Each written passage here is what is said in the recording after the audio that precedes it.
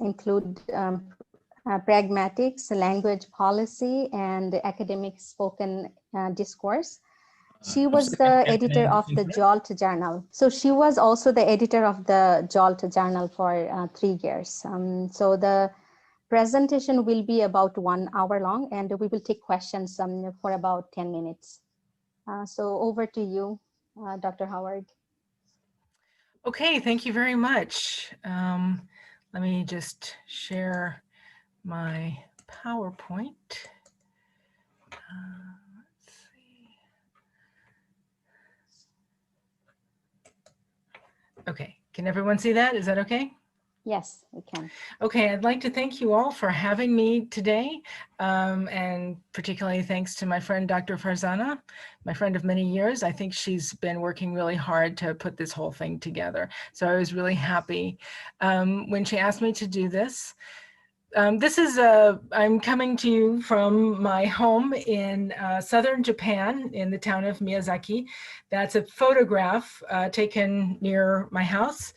Like everywhere else in rural Japan, it's a beautiful view ruined by a lot of electrical wires, but that's basically where I'm living. It's about 9:30 at night here. And I'm also, as Farzana mentioned, I have been involved with THT. So I've been coming to Bangladesh almost every year since 2007, not this year, obviously. And this year I've been really missing going there and meeting my friends and eating delicious food. So I'm really happy to have this opportunity to connect with everyone. So these are the sections of my talk. I will introduce myself very briefly, and we'll talk about the types of publications that you can choose and like how to choose them, what steps you go through to getting published, and then I'll do some problems and frequently asked questions, and then I'll take your questions. As the title suggests, this is sort of pitched at people who have not done much publishing before. I think it's something that we are required to do pretty much, as soon as you get a university job, at least in Japan, you have to start producing research. And it's not something that anyone in my graduate school ever told me about. And it was very intimidating when I started. So that's kind of who I'm aiming at. In the problems and frequently asked questions, these are questions that my colleagues ask me. It's things that sometimes I think people maybe with more publishing experience wonder about. And so I hope I can say something of interest to most of you this evening. Okay, so this is my own background.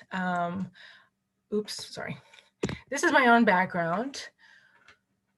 I volunteered, I got sort of started because I have been in my professional organization, which is the Japan Association for Language Teaching. I've been a member for a very long time, about 20 years now. And when I was first a member, I decided to I volunteered to be a newsletter editor for my special interest group, which is Pragmatic Special Interest Group. They just needed one, and I just said, well, I'll just give it a shot. So that was kind of how I got started. And then what happened then was I got the chance to work on a proceedings for a small conference. So we did, my special interest group and some others, we did a small conference. We had a really, really small proceedings. It was like 8 papers, but the editor dropped out at the last minute. They had some sort of family emergency and they couldn't finish it. And so I and one other person had to get the whole proceedings out in about a month. And it was very difficult, but I realized I really liked editing, and it was a really good experience. I've never had such a difficult experience, editing experience since then, but that was quite interesting for me. And so then after that, I became a reviewer for our conference publication, our proceedings. And then the Jolt Journal, if you're the editor, you have to have a PhD. So as I was finishing my PhD, just by chance, they were looking for another editor. It's hard to find editors for scholarly publications, I think, in general. It's a totally volunteer job. You don't get any money at all. And it's basically another half a job on top of your regular job. So they were looking for something, and I knew that I liked editing, and I had a little bit of experience. And so they asked me to do it. And so I was associate editor for 2 years, and then I was the regular editor for 3 years. That's supposed to be 2 years. We couldn't find a replacement, so I had to do it an extra year by myself. And today I'm on the editorial board of the JALT Journal. I'm on the editorial board of the conference publication, and I also review for a few journals. I review a lot for TESOL Journal, and I review for Applied Linguistics and some other things that I can't remember. They're kind of one-offs. And I also, write articles and stuff. So I think I can sort of look at the editorial process from all angles. So now I'm going to talk about the types of publications that you can publish in. And the first thing that you have to decide is if you have a theoretical article or if you have a practical article. Publications tend to be divided along those lines. Usually sometimes it's a different publication. So in the case of JALT Journal is our theoretical publication, and the language teacher is our practical one. TESOL has TESOL Quarterly, which is theoretical, and TESOL Journal, which is practical. Even if it's in the same publication, you're usually sending them to different editors. They're in different sections. So you have to kind of decide which one your publication, your article is. And sometimes that can be a little bit difficult. It's the way it works in publishing is it's a dichotomy, but it isn't really, it's more of a continuum, right? So if you're way on the one side of if you're way on the theory side, you're probably going to have some pedagogical implications. And if you're over here way on the practice side, where it's just a description of an activity or a lesson plan or something, you're still going to have some theoretical grounding, even if you don't have it like written in your article. So some of the maybe kind of obvious differences is one is the use of references. So in a theoretical article, you are using the references to show your place in the research. Maybe you're showing a gap that your research is filling, or maybe you're just giving background, but you're probably going to have a lot of references and you're going to want them to be up to date. On the practical side, you might have references if you are using ideas that people are not familiar with. So in some cases, the journal will limit the number of references that they allow you to use. In others, you'll be encouraged not to use unnecessary ones. Okay. Theoretical articles are longer than practical ones. Theoretical ones, you're looking at about 10 pages. Practical is maybe 2 to 5. A theoretical article is relatively difficult to publish. In fact, it's quite difficult to publish, depending on where you're publishing. And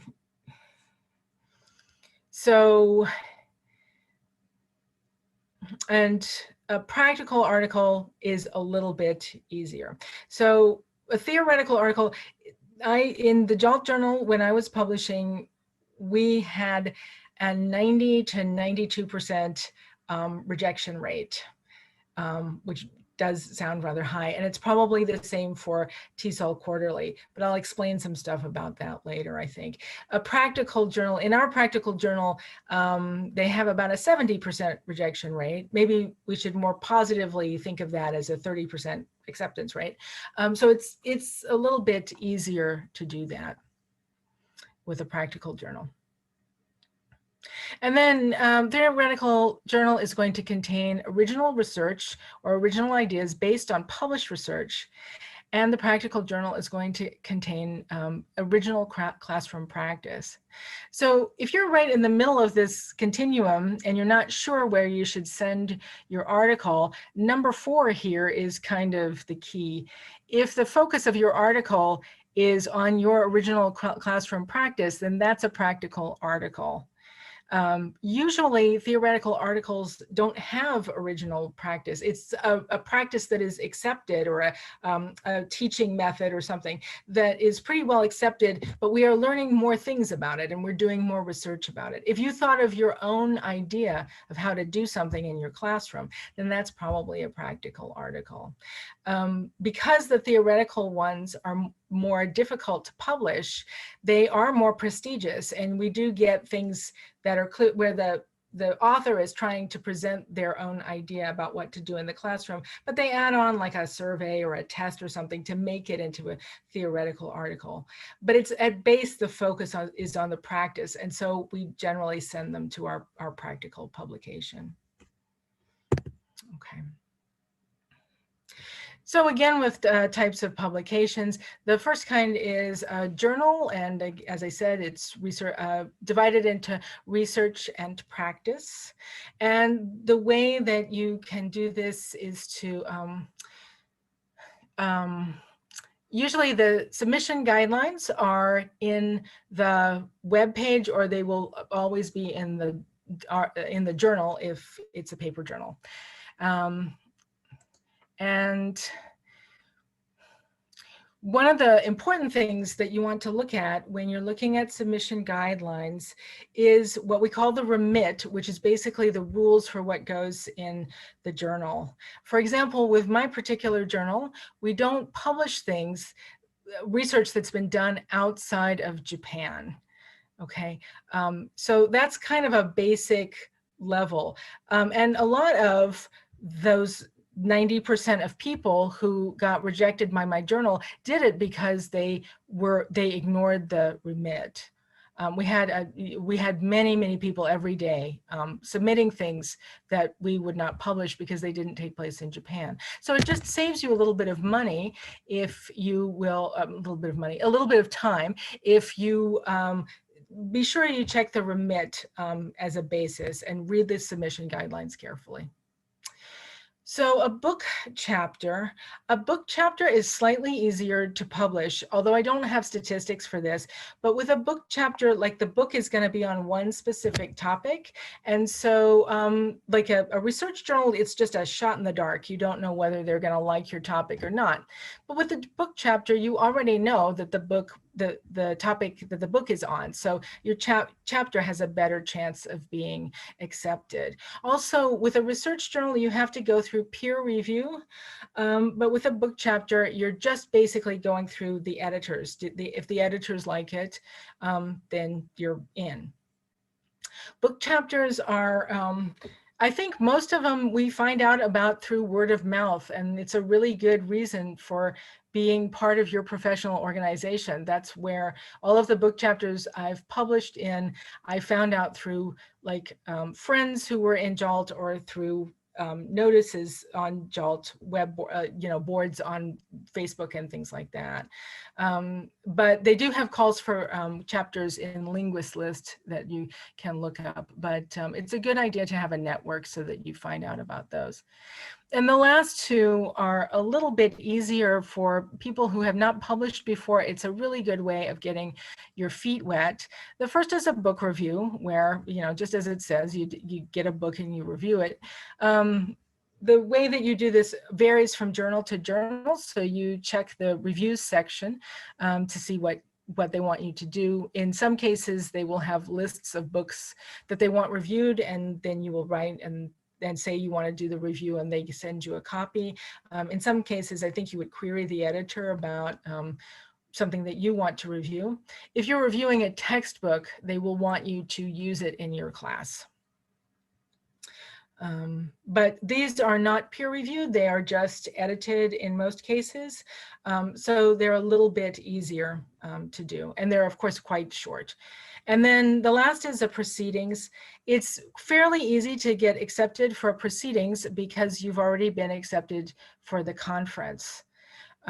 So in order to do this one, you have to make sure that your conference, if you want to do this, you have to get accepted to a conference, and you must be sure that the conference is going to have a proceedings, because they don't always.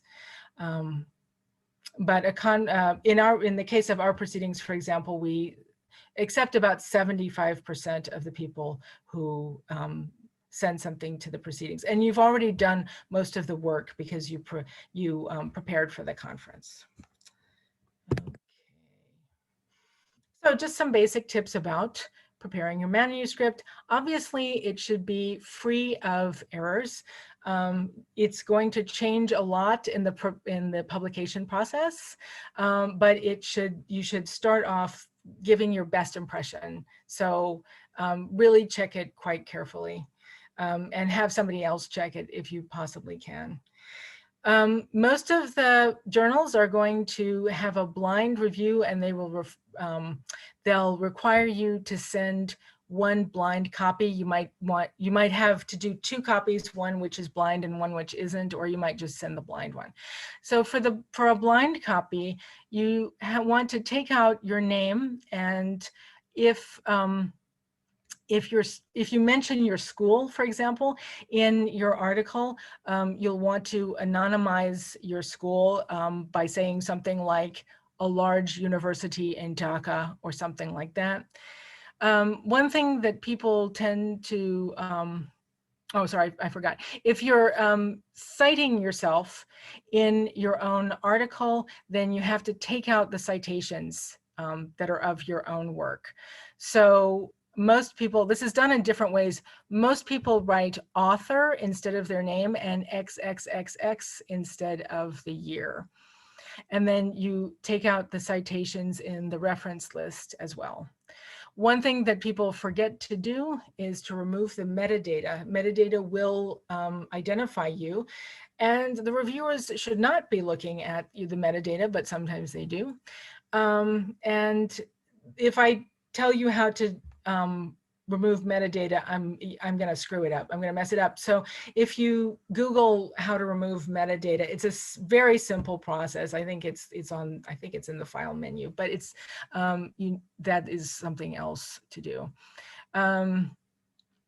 Lastly, this seems obvious, but I've gotten just really bad abstracts in the past. Do write the abstract very carefully. A lot of people seem to just be very careless when they're writing the abstract. And I think it's because a lot of people save it to the end.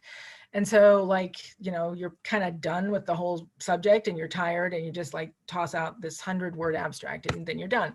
But the abstract is one of the more important parts of your paper.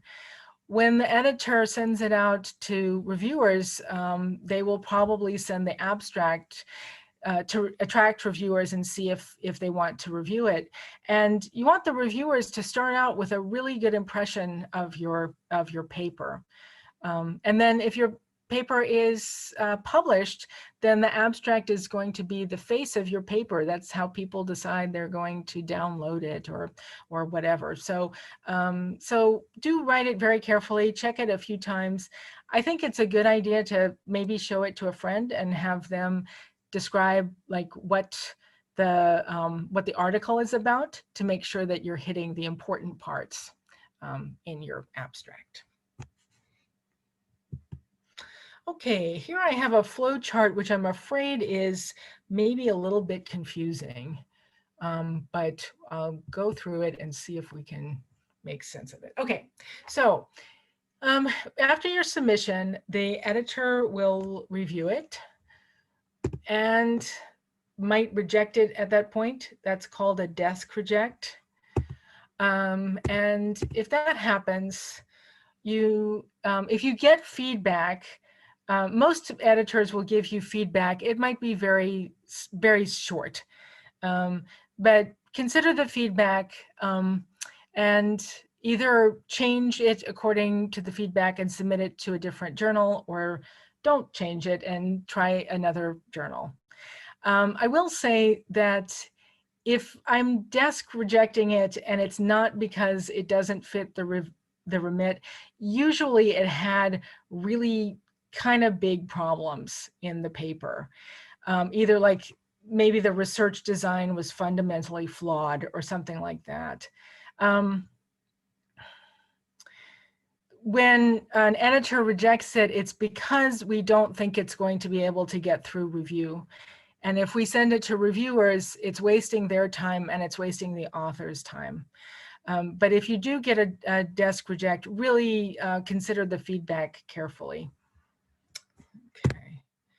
Okay, if the editor thinks it will make it through review, then they will send it to the journal's reviewers, usually 2 of them, sometimes 1 or 3, but yeah, 2 is about the industry standard. Okay, and at that point, it could also be rejected, in which case you'd go through the same steps.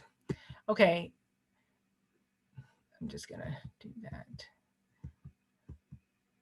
Okay, so I'll see if I can explain this in a way that is not confusing. So it says here, except for publication, but that's a little bit misleading. They're sort of putting it further in the publication process. So if you're accepted with no revisions or with minor revisions, that does mean that you're pretty much provisionally accepted. If it says except with major revisions, that's actually a revise and resubmit. And that basically means the editor is not promising that they will publish your paper, even if you do the revisions. Okay. Okay, so if you have minor revisions, it's going to go, after you turn in the revisions, the editor and possibly 1 other of the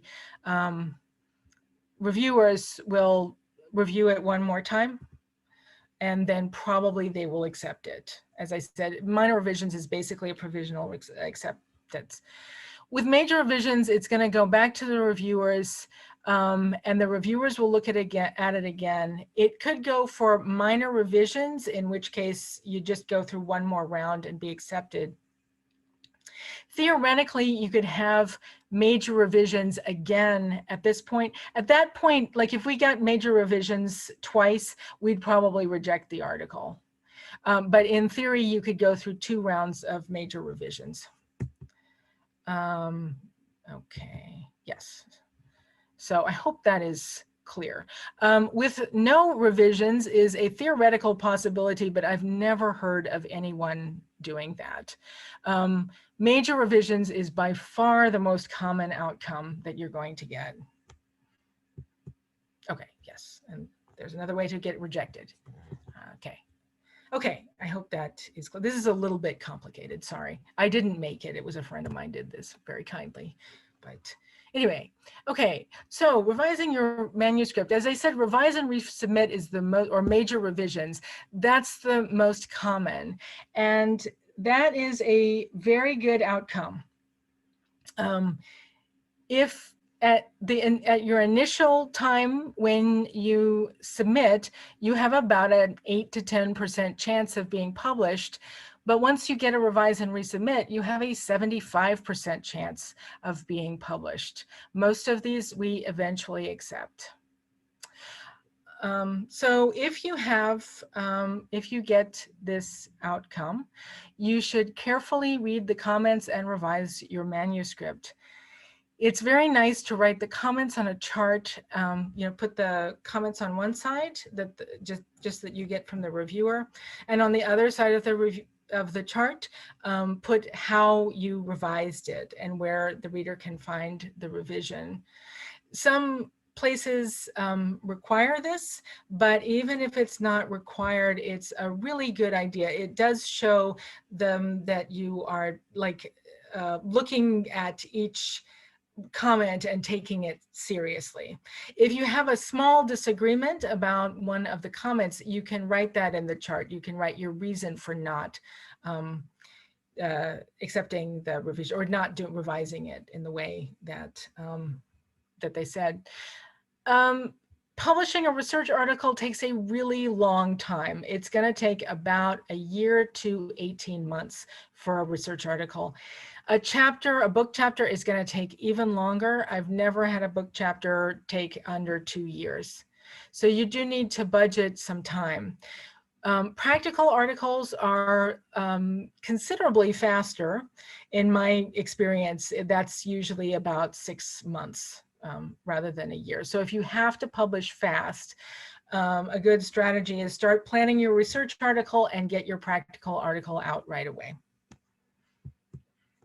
Okay, gonna do frequently asked questions. Sorry, I'm just gonna take a little sip of water so that I can, I've been teaching today, so I'm sorry. Okay. Okay, this is something that a lot of people really worry about, but it's a really common problem. What if I disagree with the comments, or if I don't understand them? And what if they disagree with each other? As I said, if you have a small disagreement, then you can just write it in your chart, write why you didn't think it was appropriate or something like that. If you have a major disagreement, you can write to the editor. And this does not mean that your submission will automatically be rejected. Most editors believe that you have the right to, to assert your opinion about what you've written. You're the owner of that. So you have to write your reasons in a fairly clear and non-emotional way. If you're flexible, like if you disagree with all of the comments, that's probably not going to fly. But even if you have a major disagreement, there was one time at my journal when we had somebody who disagreed very much with one of my reviewers and wrote why in a really nice way. And I showed it to the reviewer and said, can we work out a compromise? The reviewer didn't think so. And so I sent it to a third reviewer. And so between them, they were able to come up with something that the author and the reviewers could all kind of live with. I had to be the go-between because the whole thing was anonymous. But I think most editors will work with you on this. What if the reviewers disagree with each other? This is also something that like happens all the time. So, and that's also, if it's not clear from the comments that you get from the editor, then you should ask which of the comments to pay attention to. Most editors have like an alpha reviewer and a beta reviewer. You have two reviewers, and one is always going to be the one that you listen to. Either because they have the subject expertise, or because they have more experience, or sometimes they're just a better reviewer. And I've gotten papers back where the editor will say something like, you'll want to pay particular attention to reviewer number 2. And then I know reviewer number 2 is the better reviewer. A lot of times you can just tell when you read your comments. But if that's not clear to you, then by all means ask the editor. The editor probably has an idea already of which one you should pay attention to. Okay, and I get this question all the time from like my friends, and I've gotten it at, when I'm doing a workshop like this. If you don't hear anything for a long time, yes, contact the editor, absolutely. Editors, lose stuff and they forget things, and email problems happen. You will not offend the editor. Well, you might offend them if you, do it very fast, but another thing I'm frequently asked is like, how long should I wait? And I really don't know. If you're not told anything, then if I hadn't heard anything in like 2 months, I'd probably send a message. Our editorial policy was they had to get a response within a month from the initial editor's read through. And so after that, I'd expect somebody to contact me. But if you haven't heard anything, I think it's perfectly reasonable to contact the editor. Okay. This is about withdrawing a paper, which is a really sticky situation. And this is the thing that my colleagues have the most problem with. So it is kind of a serious thing. remember I said that once you get a revise and resubmit, you have a much better chance of being published. So remember, withdrawing your paper might mean that you know, you don't have that chance to publish anymore. So there's that. And then it's also, it can be very inconvenient for an editor. In my case, I really sort of counted on all of the articles that had gotten to the end of review. I pretty much, you know, had a place for them in the journal. And so if somebody withdrew at the last minute, it meant it wasn't a disaster, but it did mean usually a very thin issue. And it might mean that somebody else's article that could have gotten in there didn't, because it was just too late, right? So first, if the comments, if you dislike the comments, really consider, like, if you think that your paper is just not going to be the paper that you want to write anymore, if it doesn't feel like it's your work anymore, and if the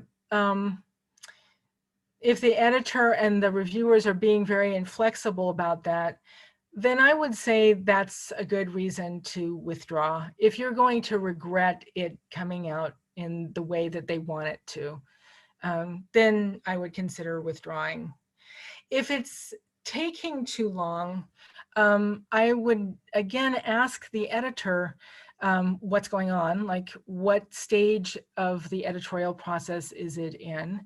But that's also something to just, you know, just plan on it taking a while as well.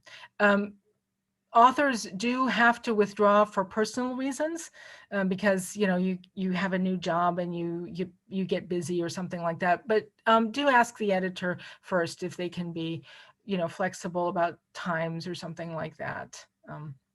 So the answer is yes. You can withdraw your paper. Try to do it as soon as you possibly can. It's just better for the editor if you do that.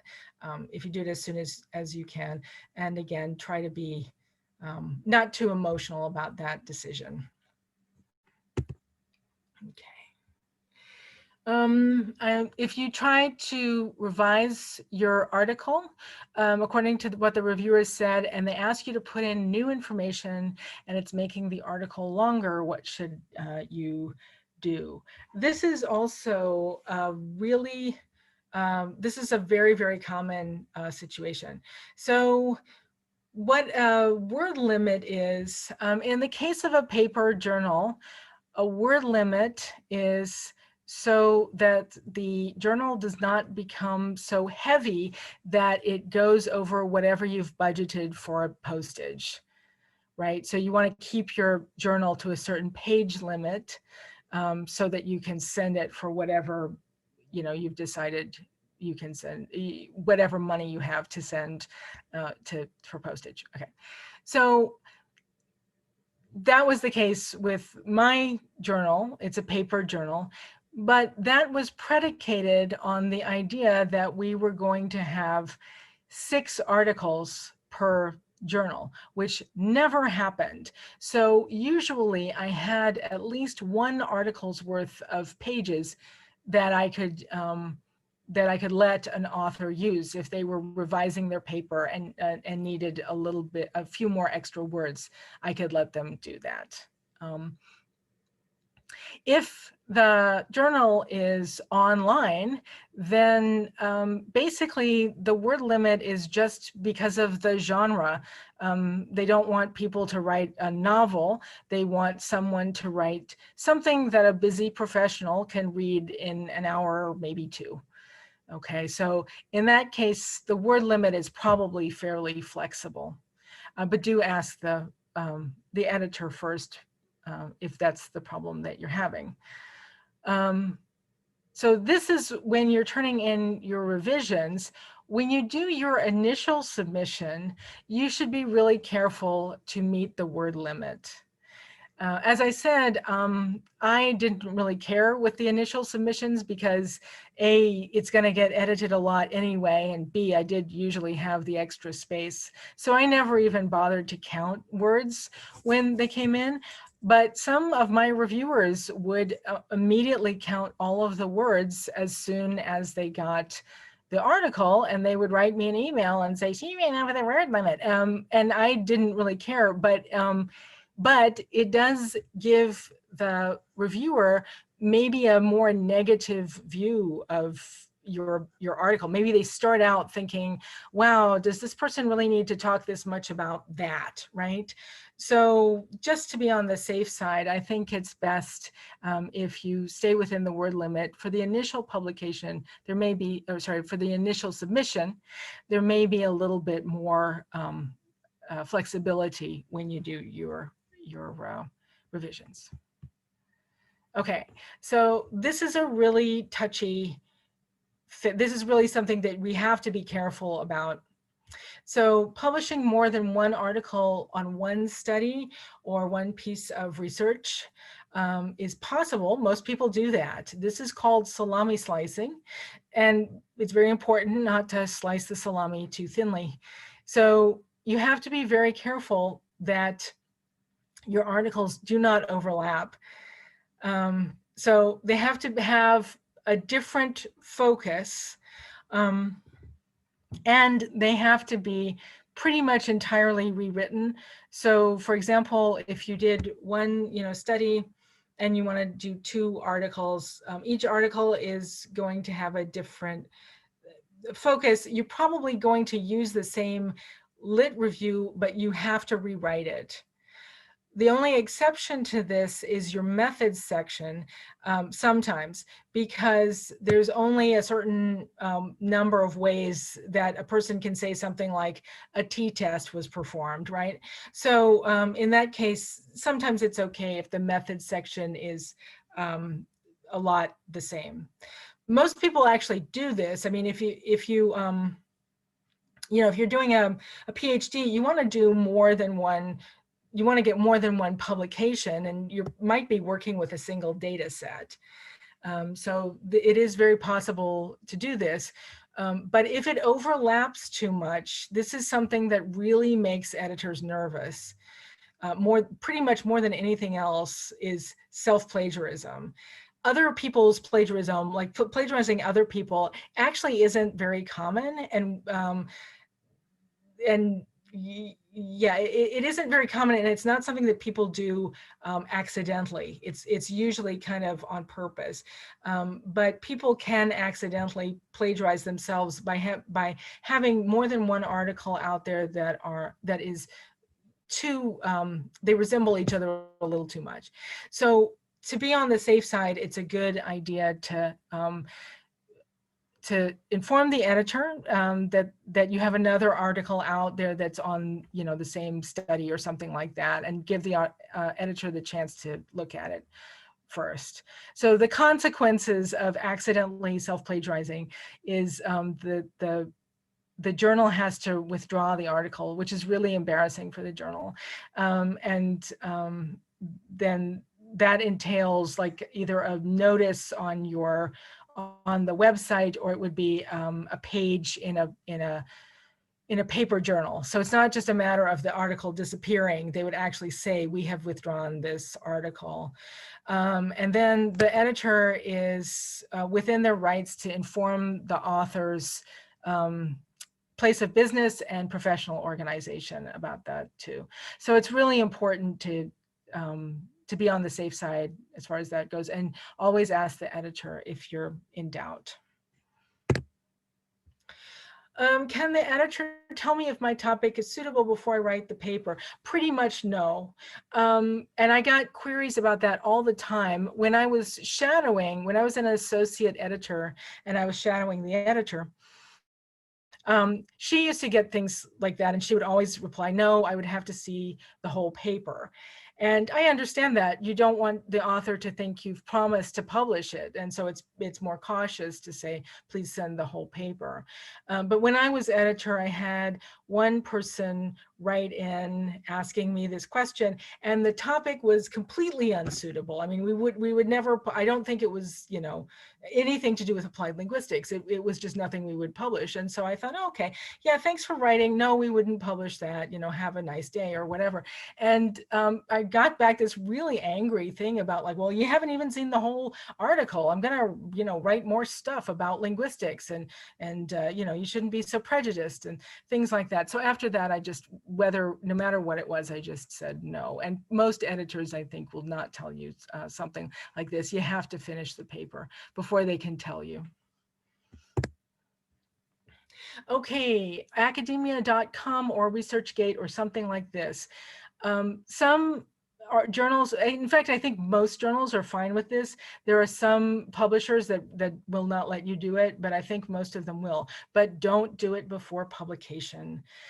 The journal doesn't want to have another version of the article floating around. And as you know, once you put it on the website, it's just out there forever. So we've actually turned somebody down because his article was on academia.com. So hold off on doing that until you have the publication, and then it's probably okay. It's always okay to put just the reference on academia.com. Okay, I think I have, yeah, I have more time, okay. This is really hard to answer. So the difference between a school paper and a publishable paper, editors get papers all the time and you can tell it was written for a school assignment. And way back when I was, you know, a master's student, I was told this, that, you know, school paper is not a publishable paper, but nobody was ever really able to tell me like why. And it's actually, it's kind of hard to say in general. But it's a totally different audience. So the purpose of a paper that you're writing for your MA or even your PhD is to show your teacher, who is an expert, that you understand the course content or you understand something that you've read. And school papers tend to be too wordy as they are to be a publishable paper. I think when you're a student, you really, you know, you want to use a lot of language to sort of convince the teacher that you know what you're talking about, right? So they do tend to be too wordy. I often got things that were, for example, just a literature review. And that's not something a research journal will usually publish. Sometimes you'll see something that's like state of the art about like a topic. And that's something that a journal has probably commissioned an expert or asked an expert to write. They've asked them to sort of like do a review of published research. Usually if you're writing like a literature review about something that's really accepted practice, it's just not original enough for a research journal. And about something someone would want to read, we do want things that are, again, original and not too much, I don't know how to say this, not too similar to other things that are published, right? So an editor doesn't make the same kind of decisions, an academic editor doesn't make the same kind of decisions that like a magazine editor does. So we don't really care if things are popular because we're not selling people aren't like seeing a single issue and buying it on a newsstand, right? So yeah, we don't really choose papers according to popularity. In fact, I really like to find something that's really unusual. So that, yeah, to get that work out there. So a lot of times what we're looking at is a paper that just it would be very familiar to a practitioner and something that contains facts that would be known to most researchers, right? That's the sort of thing that you might do in your master's course to show your professor that you understand the course content, but it's not really publishable. Okay, so this doesn't really fall within the that doesn't really fall within the purview of an editor, but this is something that I'm really interested in. I'm the head of my research committee, and I help teachers and students to do research at my school. And one of the interesting things that I found about I'm finding right now, and it's more, there's more of this is happening because of the pandemic, which is there are so many more opportunities to work with other people right now. So if you don't want to actually do a research project with somebody else, and that's actually a really good idea if you can find somebody that you trust, who's interested in the same sort of thing. But if you don't want to do that, there's accountability groups. So I belong to a group and we meet every once in a while and we just say, here's what I did and here are my goals for the next meeting, which would be in the in a couple of weeks, I think we have them. And here are my goals for the next week. And you just say that.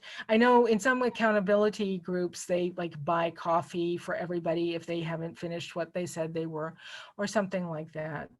I have a friend who belongs to a Zoom group and they turn off their cameras and their microphones and they work independently for 45 minutes. And then everybody turns their camera and microphone on and they talk about their work for 15 minutes. And I think they work for like 2 hours like that. And they're able to sort of talk out their ideas and then have time which is set aside just for working. So there's so many opportunities like that right now. And we're becoming more aware of that because we're having to Zoom and do things like that all the time. Okay, another just general question, open access journals, are they okay? And I hope, yeah, I think so. I'm not sure about the situation in Bangladesh. I know in Japan, there are some universities that still are very suspicious of open access. But I think we know that for-profit academic publishing is kind of a racket where, the publisher is getting the content for free and they're getting a lot of labor for free because we have to do things like that. And then they're charging you $35 to have access for 24 hours. So a lot of people are rebelling and starting open access journals, and I hope that they will continue to be more acceptable. My journal is basically open access after about, I think we embargo it for either 1 issue or 1 year, which would be 2 issues, because we want the members to get, first crack at it because they're paying. But open access journals, I think, are great. Okay, they're not necessarily predatory, and I'm talking about predatory publishers on the next slide. So a predatory publisher is one in which you are basically paying to get your paper published. A predatory publisher, they might contact you after you've done a presentation. Usually like an international publication, you might get an email that says, we heard you did this presentation, would you like to publish it? And that's probably not a real publisher. Publisher, like a real academic publisher, they usually don't do things like that. So they may contact you after you've done a presentation.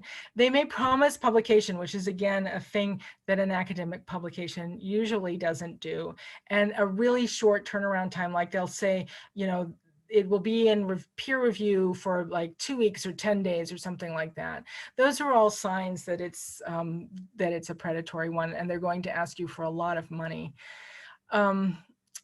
Even if you decide that it's worth the risk and maybe your university or the one that you want to work in won't recognize the name and won't know it's predatory, what sometimes happens is you pay a lot of money and they put you up on a website and then the website disappears after a while. So you've basically paid for kind of nothing.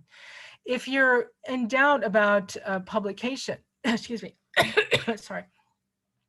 If you're in doubt about a publication, there are a lot of academics who are dedicated to exposing these predatory publishers. So if you put the name of the journal or something into Google and then type predatory publisher, you'll probably get an answer right away. It'll probably pop right up if it's predatory. Okay, I think I'm at the end of my time. I think I have exactly 10 minutes if I'm timing myself right. So I think I'm going to stop sharing. Okay. All right, so I can take some questions if anybody's got them. Thank you very much, Anne.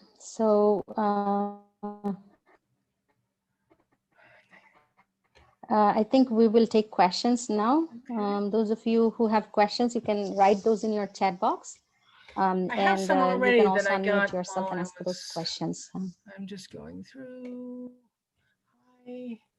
Yeah, there is a question from Arifa Rahman, our colleague at ULAB.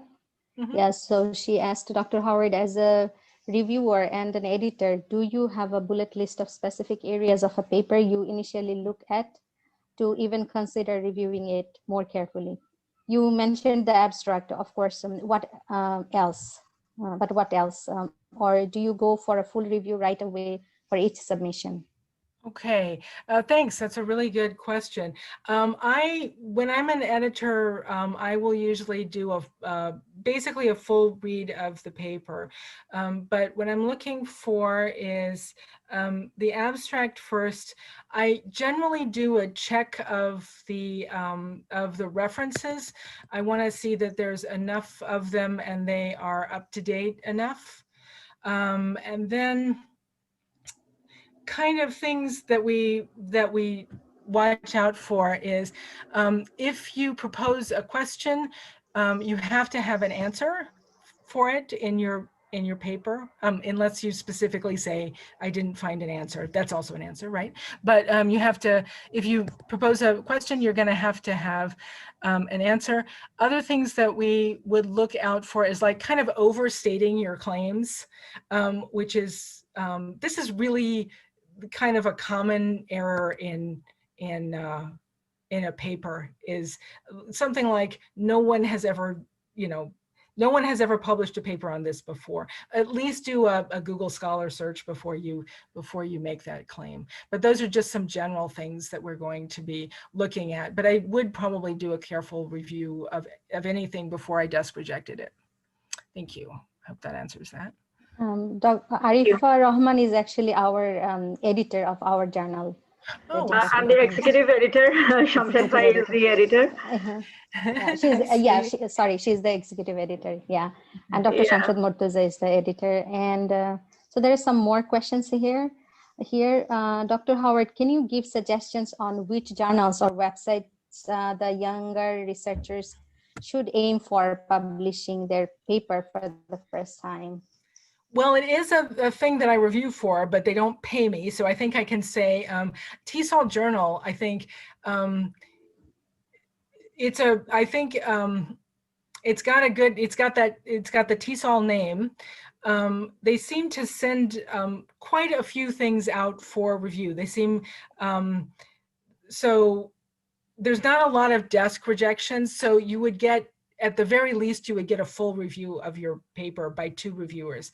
And they are really dedicated to publishing articles that don't get published. Like most articles are by university researchers and by people who are what we might call inner circle people who are in the native English speaking circle, right? But TESOL wants to sort of get out of that. So you have a lot of articles by high school teachers, community college teachers, and lots of people outside of the United States. So I think they are dedicated to publishing people like that, and I think it's a good venue for maybe people who are starting out. Mm-hmm. One more question from Anushya. Okay, she asked, how can we steer clear of predatory journals?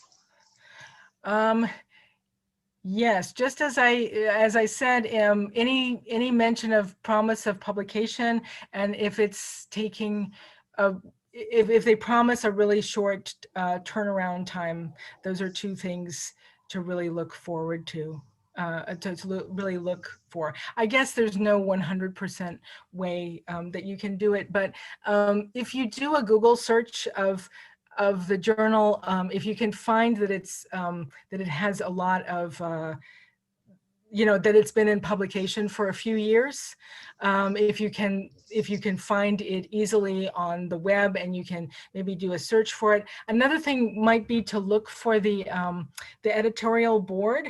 If if there's a name that you recognize on the editorial board, that doesn't mean they have anything to do with the actual running of the journal. But you know, a legitimate journal will ask big names to be on their editorial board, and that's one way to look at it.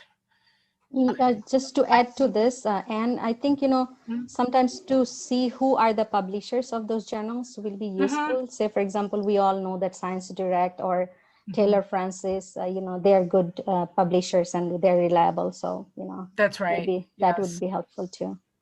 We can also think, you know, if the publisher is asking for processing money, you can also be a bit cautious, because usually big journals, the good journals do not ask for money. So we can be cautious when the processing money is asked from us. Yeah. Any more questions from the audience? I just posted one. Come in? Yeah, go ahead. Yeah, please, Shamshad Bhai, probably you can go ahead first. No, Hasib Bhai, go ahead, Dr. Hasib. Okay, thank you very much. Dr. Howard, thank you very much. It has been excellent presentation, and I really like the frequent asked questions, because thank you. These are the very common one we often struggle to find answer to. I think one issue has come up again and again is predatory journal or selecting journal. In the chat box, I have shared a link. There's a concept called think, submit, check. It actually helps you to find out which journal is non-predatory or good journal, because it is really quite challenging to find those, because there are 45,000 journals in the world. Yes. So it is very, very tough. But I would like to elucidate, or I'd like to clarify a few things, that asking for money is no harm, because every journal needs to run, and they have to have some money to get from the authors, either from the authors or from the subscription fee. So asking money is not a problem. The problem is whether the journal is following the editorial process, especially the review. You have rightly mentioned, when a journal says that within 72 hours I will publish a paper, something is wrong. Something is very wrong. Yes. I would like to request just to go to that website. There are very clear bullet point guideline. What are the issues we need to think of before we choose a particular journal? There is a website, used to be, now it is closed, Bell's List, which listed down all the predatory journals, but now because of some controversy that is closed. Cable's, C-A-B-E-L-L probably, they have got another website, but you can't access it. You have to pay. It is all about money, isn't it? The publishing industry. Yes. I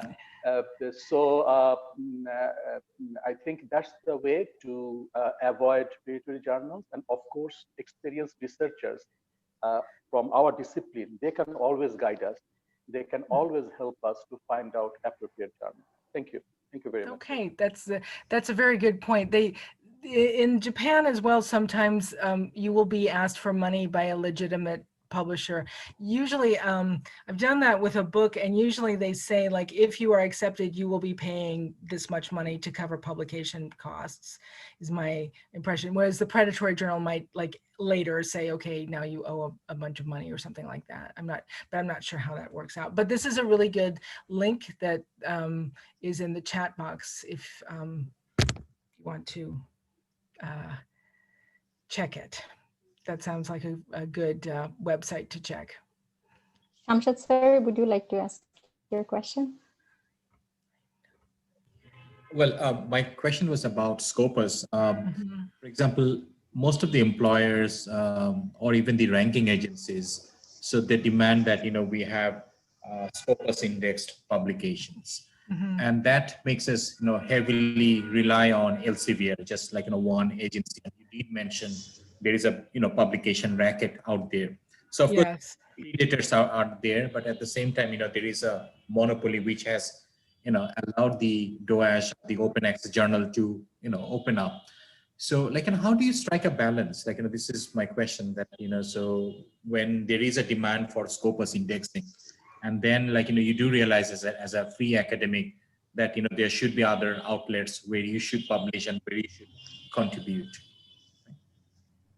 Yeah, I'm hoping that this sort of stranglehold that Scopus and Elsevier have on academic publication will gradually be loosened. I hope. I mean, Scopus does these bad things, like they require you to have at least however many references from another Scopus publication. And Elsevier, we all know, is very, very, very tight with their content.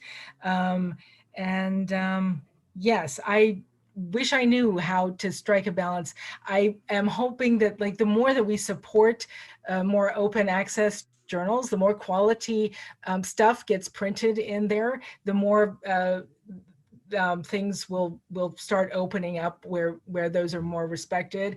And if you're on a hiring committee, maybe look past the sort of Scopus index stuff and look towards the more, open it up to more open access and stuff like that. But I honestly, I really don't know what we can do about it, except, maybe support the open access by submitting your quality work to them. There is a question from Jalaluddin. Yeah, but can I have sorry. follow-up Yeah, question? sure. Yeah, so our department journal, like Crossing, so we have applied for Scopus enlisting, and in the final round of being considered, but at the same time we're thinking of applying to DOAJ, so because we want to make it open access. The print version, it has limited visibility, like given our so website does not have the SEO, and we don't have that aggressive marketing that you normally see in the global north. So do you recommend that we go for open access, like as a new journal, like which is just like 10 years old? Do you think is this a good idea to get into open access or stick to the basics?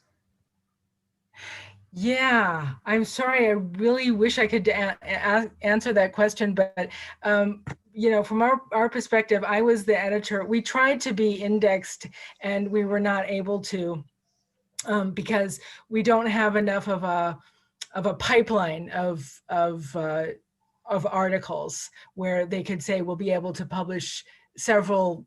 We have several planned for the future and stuff like that. So yeah, all I know about getting indexed is I sort of know about the process because I tried to do it, but I've never had to make a decision like that. So I'm afraid I can't really give you very much advice about that. Thank you. Sorry. So there is a question from Jalaluddin. I found some scholars who have been publishing scholarly articles continually even after plethora of rejections that they had to face earlier. Here, my question is, what are the critical and creative abilities in general that helps them overcome this rejection gray zone? That's true. Some people can just do that. And I think it's really a good idea to keep in mind that rejection is just part of the process. Probably everyone's been rejected. I know that my articles have been rejected before, and it's just important to maybe get that experience. Maybe it's important to get the experience of being rejected a few times, and just keep going on until you can publish. I do recommend, if you get rejected by like a generalist journal, that you go for something that's a little bit more specialized. It is easier to get published in that kind of thing, and again, you already know that you're in the right subject, right? Okay. Okay, another question from Shanta Biswas. Can I quickly share my experience regarding rejection? Sure. Very quickly. Please. It happened quite a few years back. I wrote an article and I submitted it, and it was rejected 7 times. Mm. So you have to ask yourself, it is you who is doing things wrong.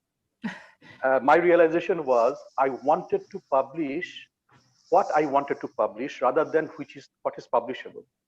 So you have to look back and try to understand why you are writing these things which nobody is appreciating per se. So at the end, what I did, I took advice from one of the senior person who was not the subject matter specialist, rather she was a very good science communicator. I'm from science background, I'm a biologist. So I totally reframed, totally reprojected my research. And it was submitted kind of without review. I mean, without any major changes, because the editor, he liked the approach so much, because I gave a very totally different view. So to answer to the question that how you overcome rejection, you have to look back. It is not always you have to push same thing again and again, because there is a problem with that, which Professor Howard also mentioned, that withdrawing a paper and submitting the same thing in different journal is bad, because you will be getting the same reviewer reviewing your same manuscript but for different journal. It is called reviewers common, because there are a handful of reviewers who are reviewing.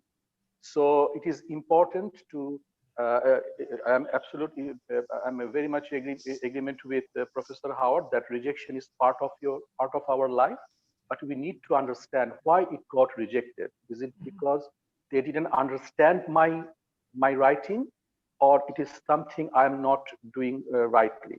So that positiveness, that positivity is so important being a researcher. Otherwise, we will be struggling to publish our research out. Thank you. Okay. Yeah, that's a good point, I think. Yes. Yeah, very good suggestions. So the question from Shanta Bishesh. Thank you so much, DEH ULAB, for arranging such an excellent session for young researchers like us. You are welcome. So Dr. Howard, what types of journals should we choose to publish? Journals with print ISSN number, or journals which have both print and online ISSN number? I guess if it's both print and online, you would get your work out a little bit further, right? It would be a little bit more accessible to people. That's what I would say. But basically look at the type of thing that the basic thing I would say is to look at what the journal publishes already. If you want to write, if you want your article to be part of that, then that's the journal that you should choose. So there was a comment from Dr. Shaila Sultana. The best way is to send the article to journals so that we consult for our own article. This is the way I select journals for my own articles. Okay, that sounds good. Yes. Yeah. And Dr. Hasib Irfanullah has also shared a link for us for young researchers. Nice. Author Aid is a very good platform with numerous resources on how to publish research papers. Please have a look at and the membership is free for that website. And Shamshad sir has another question. Would you like to ask that question, Shamshad sir? It's not a question, it's just the idea that it's sorry, a good yes. idea to have a co-author, so for a young researcher, like, if you have a mentor, so with you, so is that a good way to, stepping into the realm of research and publication? Yeah, I absolutely think that's, if you can find a good mentor who will be your co-author, that's the best way to get into publishing. I don't know how, common, that's not possible for everybody. And it has to be a good, trustworthy mentor. There are times when the older researcher will sort of push most of the work to the younger researcher and take the first authorship. I don't think that's super common, but you do have to, anytime you do research with somebody, you really have to know them well and trust them. But it's a really good way of getting started with publishing. Yes. So there are questions. There is another question from Dr. M. Shafiqul Islam. Would you like to ask the question yourself? Dr. M. Shafiqul Islam. Okay, thank you so much. It's an interesting session. So just a query about this. What's your take on the completely different views of two reviewers for the same article? And what did you say about rejection of an article by a journal, but acceptance of the same article by a better journal? Okay, so those are really interesting questions. When you have two reviewers, generally in the case of probably a generalist publication like I was editing for, we would choose, in theory, one reviewer would be for the subject and one reviewer would be for the method. And then if there was something like a complicated statistics or something, we might have an extra statistical reviewer. But in some cases, that's why you're going to get two really opposed viewpoints, where the method reviewer is going, oh, well, this is perfectly, this is perfectly done within this method. And then the subject reviewer is saying that this is totally inadequate. So that's very possible. But if they are completely different, so when I was an editor, if I had one reviewer that said this should be rejected, and I had the other reviewer say this needs minor corrections, then I would definitely go for a third reviewer. It's hard to predict when that's going to happen or why it's going to happen. Reviewers, again, they're just people with opinions, and so sometimes they are different. But the editor should sort of sort out really different opinions about or like really different reviews before they go on to the author, I think. But as an editor, do you send the opposing reviews to the author? How do you work? Or to yourself and sort it out yourself? Because as an editor myself, we face it all the time. Yes. Okay. So if I thought I could sort it myself, okay, as I said before, sometimes I trust one reviewer more than another. And so in that case, I might just go with that reviewer's review, or I will read both reviews. And in some cases, the one review just makes more sense than the other one. And I think the one review is more thoughtfully done or something. So sometimes the editor can make that choice. There were some times when I just didn't know enough about the subject to be able to say who was right. And in that case, I would send it to a third reviewer. And then usually you can get like 2 out of 3, or in some cases I had somebody I really trusted and I'd ask them for their opinion and see what happens. But I would try to sort it out so that before I sent my reviews on, I would be able to give them a decision of revise and resubmit or reject or minor corrections. I would be able to figure that out myself and then send that to them, and then sort of tell them which of those corrections that they were asked to do, which ones they should prioritize. Does that answer your question? Yeah, but often we get reviewers with very lazy and sloppy comments. They'll just not go into detail.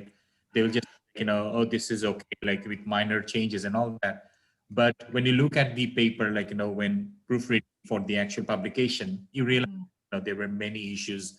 And at that point, if you want to intervene, because then the author has certain expectations about the publication process, and if you have to intervene at that late stage of publication, so this is again one of the catch-22 situation. So how do you deal with that? That is very difficult, and that has happened to us as well. We got 2 very brief reviews. I think both me and my other associate editor, we both had times when both of the reviewers said minor corrections, and then at some stage we read it and realized, no, this paper really has problems. And in one of the cases, we had to reject it when it was on the verge of being printed. And in the other case, I had to work with the author for another year because we had already promised to print it. It was a lot of work for me. So that's a problem I think everybody has.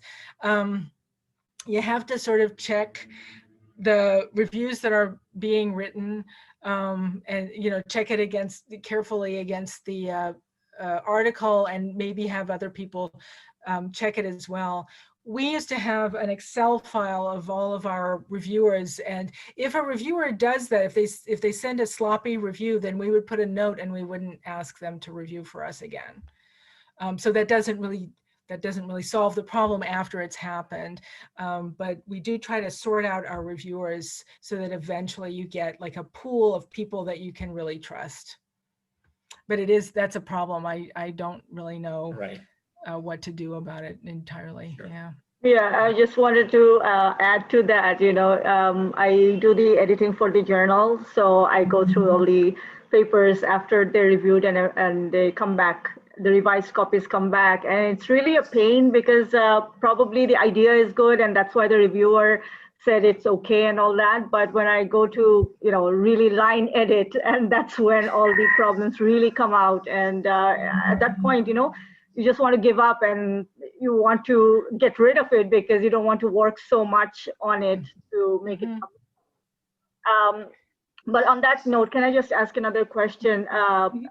Do you think it's a good idea to have more than one reviewer per paper? Does that work out better than just having one person do it and end up with a sloppy review you can't really do anything about? Yeah, I think just for safety's sake, I like to have at least 2 reviewers. One reviewer would have to be somebody that I knew was really good. I've had to do that occasionally in the past. If we get a paper on a topic that nobody really knows anything about, like phonetics, there aren't that many people who do phonetics, and reviewers are really really thin on the ground. So we had to have a paper reviewed by one person. But in general, I just, I think even 2 people, it's just maybe leaving too much to chance. I'm not suggesting that we all have like 6 reviewers do it, because that's just not practical. But I do think for safety's sake, it's better to have 2 reviews. I think the standard practice is 2, and then big journals, they have 3 reviewers. Yeah, I think that's the case also. Yes. Dr. Shaila Sultana had a comment. Shaila, would you like to make that comment to yourself? No, nothing. That's my personal view. See that I have strong reservation about publishing paying fees, and I discourage the young scholars and academics to do so, because I think that the established old good journals do not ask for it. And then I personally do not publish because I think that the publishing houses are already doing business with my intellectual property. So then again, when I give them the processing fees, it means that they're doing business twice. So I don't do that, and I strongly discourage the young researchers to fall into the trap of it. It's better to improve your writing, improve your research skill, and target the old established journals which do not ask for any processing fees. That is my personal views, but I respect, But then again, Shaila, when you have a publisher like Sage, asking for, processing fee, or especially in science, what I realized that, so most of the science journals, so they insist on, having subscription and processing fee. I don't think so, because the old journals, even in every discipline, there are established journals which do not ask for processing fees. So I understand you can say that, all right, okay, you have written, you have published, and that is why easier for you to tell this. For young researchers, perhaps it is not.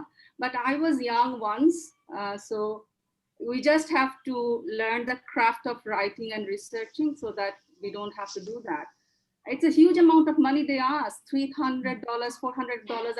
I have heard from my young colleagues, and I really feel bad for them that they have to do it. Sometimes they have to pay $3,000 and 8 of them write together, specifically in science. The amount processing fees is higher. Sometimes they ask for $3,000, $4,000, and 8 researchers write together only to share the publication, the processing fees. So that is why I have strong reservation. There are other ways of working it out. That is my personal view. I think that's a good opinion. I think I think that sounds very reasonable. I've only been asked for a processing fee it was a book that I contributed to that my whole school had to do, and we were not accepted, and so we didn't wind up not having to pay. And that was, my school was doing it, and so I was sort of pressured to do it. But I do see your point. May I ask another question? Okay. Yeah, thank you. Sometimes it happens that I carry out research on Bangladeshi writing and even Bengali literature in translation, and I submit the articles to some established journals, but they don't find the reviewers, and they say that they do not have the experts on these areas. So even many journals do not have the experts of those areas. So in that case, what can we do? But those are established journals. We look forward to publishing in those journals. So the established journals are telling you they don't have the reviewers to review. They say that they do not have the experts on these areas. So they look for, I mean, they suggest other journals where they, I mean, in most of the journals, I have found that the experts are not available in those areas. Like Bengali literature in translation, or any work in English, written in English by Bangladeshi writers. Okay, yeah, I haven't heard about. I've been asked to review a lot of things that I'm really not an expert in, and my experience has been that they'll just ask someone who's in the ballpark. They won't try to find an expert. So certainly for TESOL Journal, I once reviewed something about Kierkegaard's philosophy. I got permission to show it to a philosopher, but I was just the only person who was willing to do it. So I've kind of had the opposite experience where they're not, I mean, I guess they're trying to find the expert, but if they can't find somebody, they'll just get a reviewer. Yeah.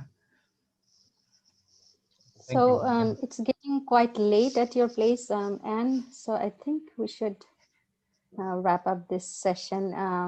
Okay. Yeah. Yeah, I think, we will just wrap it up. Okay, so thank you very much, Anne, for your very informative session. I'm sure all of our participants have benefited immensely from your presentation, and I saw many people were commenting at the chat box, thanking us for organizing this and thanking you for doing this for us. And personally, I have learned a lot from this session. So thank you very much for doing this for us. And now I would like to invite our Honorable Pro Vice Chancellor of ULAB and the Head of the Department of English and Humanities, Dr. Shamshad Murtuza, to offer his vote of thanks. Thank you, Farzana, and thank you, Dr. Ann Howard. Such a wonderful session and very informative one. Sometimes, we take things for granted, especially the senior teachers. We think that, this is something that our students should know. But unfortunately, we do not have the research culture. And I'm glad that you did mention that, the difference between student paper and the actual research paper. This is $1 million question, because most of our students, when they do their thesis presentation, they think that, I can just upload it with, so academic or researchgate, and that will be considered as a publication. There are some predatory organizations out there, like Lambert and others, who will come after you and ask for your papers, and then they will sell it to your peers. That is a strange world, and we have to live with it. But at the same time, I'm really thankful to you for volunteering your time. I know you had a long day, so you mentioned that you were teaching today, and this is quite late for you, I'm sure. So I really appreciate your time. And at the same time, the very fact that you are part of this THD group and you're volunteering your time, and you're very generous with your time and also your knowledge, and the way you're sharing it with your colleagues, it shows that you are a wonderful human being. And that is absolutely important. And that should be one takeaway for all researchers here, because it's all about sharing and caring. So the idea that, you have been coming to Bangladesh for the last few years, sharing thoughts, sharing your ideas, that will inspire my colleagues here and also students who, so on the novice on the order of publishing. So once again, thank you so much, and thank you, Farzana, for so reaching out to Dr. Ann and making this happen. And at one point, we had more than 70 participants. So it shows that there is a genuine interest in research. So when we say that our current generation is not interested in research and we are sliding downward, but this is a positive sign, and this is kind of a ripple in the pond. And I'm sure that so we will create big waves in the days to come. So thank you, IT, and thank you, my colleagues, and thank you all our guests who have joined in, and thank you, Dr. Ann Howard, once again. Thank you so much. Thank you. Enjoyed talking with all of you. Thank you very much, all of you, for joining this session. And thank you again, Dr. Ann Howard. Have a wonderful evening. Thank you.